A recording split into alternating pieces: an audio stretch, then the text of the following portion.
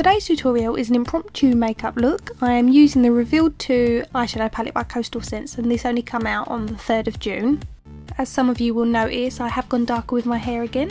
So I'm just pinning that out of the way and then we're going to get started. For my foundation I'm using Illamasqua's Skin Base and I'm using the Real Techniques blending sponge, or beauty blender as they're known.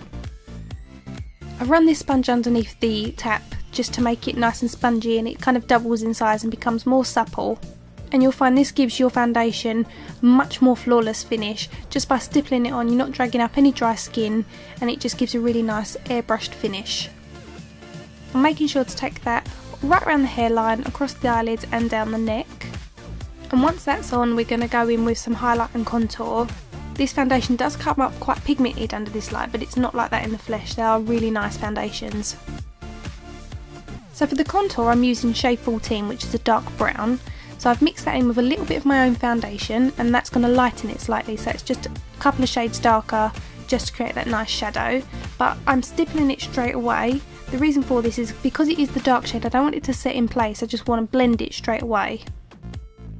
Now I've shown you in other videos techniques of doing all the contour and highlight first and then blending your foundation over the top, whereas I'm doing it the opposite way around this time, so I can show you that there are plenty of ways that you can do this and there isn't a right or wrong way, it's just what suits you. And these are obviously lighter foundations than the other colours I use, which are like Derma Colour and Kryolan Super Colour, which are obviously a lot thicker. I'm mixing shade 2 with my foundation colour. Shade 2 is the lightest colour that Illamasqua do, barring white. And obviously I've mixed it with my foundation so it's not going to be too stark on the face. And that's a good tip if you're starting out as a makeup artist and you can't afford to buy the entire range of foundations. Just buy a light, a medium, a tan and a dark, and you can just mix between them and that will give you the range you need. So to create that more natural highlight, I've taken that in the same places I usually do, which is across the forehead, down the nose, across the cheekbones at the top, down the chin and at the bottom of the jaw. And this is just going to bring in highlight to those areas and create more dimension to the face. You can use that same sponge to stipple, you don't need to clean it, just turn it round and it will work perfectly well. It's not going to distribute any of the dark colour over your light areas. I decided for a change to go a bit dark with my brows, so I'm using my Anastasia brow palette and I'm mixing Ebony and Brunette. So I'm using the Brunette at the beginning of the brow and I'm using Ebony towards the very back, and then that's going to give me that nice gradient. As the brows at the front are naturally lighter, I'm just using what is left on the brush to pull forward, so it will still remain lighter at the front. Then I just combed over my brows with a spoolie just to soften it all. I really like this brow gel by Eyeko. I'm using it quite a bit in my tutorials at the moment, and it's got a hint of colour to it, unlike a lot of brow gels, so this one's really good. It's ideal if you're quite sparse and you want to just emphasise what hairs you have got, and equally ideal if you've got tons of hair and you want to keep little unruly ones in place. So this is the Revealed 2 eyeshadow palette by Costal and it is beautiful. It contains matte colours as well as shimmers.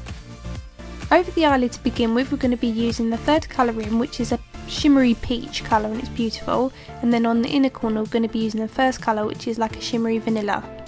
I do love the entire range of colours in this palette. It's all very warm, but I do love that it contains both matte and shimmer. The only thing that's a bit of an issue for me is that the eyeshadows don't have names, and the only reason that's a bit of an issue is because it makes it hard for me to tell you which ones I'm using. I can only point to. So now we've got those over the mobile eyelid, we are going to use this dusky pink shade into the crease. And this is a matte colour, and we're working that in circular motions in a C shape from the outer corner, pulling that round through to the socket line, about halfway across the eye. Once that's nicely blended, we're going to take this matte medium brown shade and we're going to work that on top of the dusky pink colour we've already applied. This is just going to deepen that colour and give us a nice soft sultry smoke to the eye. You want to keep working in circular motions with the blending brush to really soften this, and then we're going to reapply just on that very outer V and then blend it again. Using a pencil brush allows us to be more precise and apply exactly where we need that extra darkness. Next I'm taking Tempting by MAC, which is like a light brown. Then on a big fluffy blending brush I'm applying that to the inner socket, and this is just going to warm up that area and tie it all in. Moving on, we're going to take that same matte brown colour on a pencil brush and we're going to run that underneath the lower lash line. Where we've softened that same colour on the top lid, we want to pull that down to meet the lower lash line, and then just use a big blending brush to just blend those together. Along the waterline, we're going to use a Kohl pencil, and this one is a brown and it's by Kryolan, and it's a face liner, meaning you don't just have to use it for your waterline, you can also use it for your brows, your lips, anywhere. This one's really similar to Coffee by MAC. We're also taking that along the top waterline, which means it's the skin underneath the lower lashes. And then we're also going to line the top lid with it. This doesn't need to be too neat because we're actually going to blend this with an angled brush. It can be a little bit harder to apply a Kohl pencil to that lid, so it might be handy to do what I'm doing and pull your skin out nice and taut so you can run the liner across it. Then as you can see, I'm just using my angled brush just to run along that liner and soften it. Once I've done that, I decided just to add a little bit of a flick at the outer edge, and then I just blended that as well. I'm using my Uemura eyelash curlers. I love these because they fit my eye shape nicely. The mascara I'm using is called Better Than Sex, and it's by Too Faced, and it is my favourite mascara I've used in forever, and I will be using this for the foreseeable future. The eyelashes I've decided to use are by Eldora, and these are H114, but I've cut into them as I wanted them to be a little bit more wispy, and I'm applying these with duo glue and then applying a little bit of mascara just to the base of them, and then a touch more to my lower lashes. I wanted the eyeshadow to be a touch darker, so I'm going back in with that matte brown and I'm applying that from the outer corner and then blending it across just 2/3 of the way. To bronze my skin up a little bit, I'm using my Chanel Bronze Universal Soleil Bronzer Ditan something or other, and I'm just applying that in the hollows of the cheeks. Then just above that I'm applying this cream pink blusher, and this is by Boutique, sold in Sainsburys, and it's lovely, highly pigmented, and it goes on so smoothly, you'll love it. For the lips I couldn't decide which lip liner to use, but I opted for the Ben Nye, which is the bottom one, and it's in the shade Brandy LP26.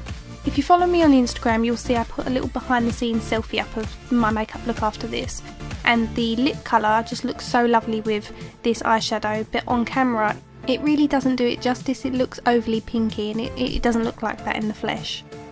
So once I coloured the entire lip in with this, I then went over the top of that with Hue by MAC. This lipstick is really versatile and it suits loads of people, and it's a good way of shearing over a colour. And that is my look complete. I hope you've liked it. Please give me a thumbs up as usual if you have. I will put a link into the description bar for this palette that I've used throughout the makeup look. And thank you for watching, and thank you for all your comments.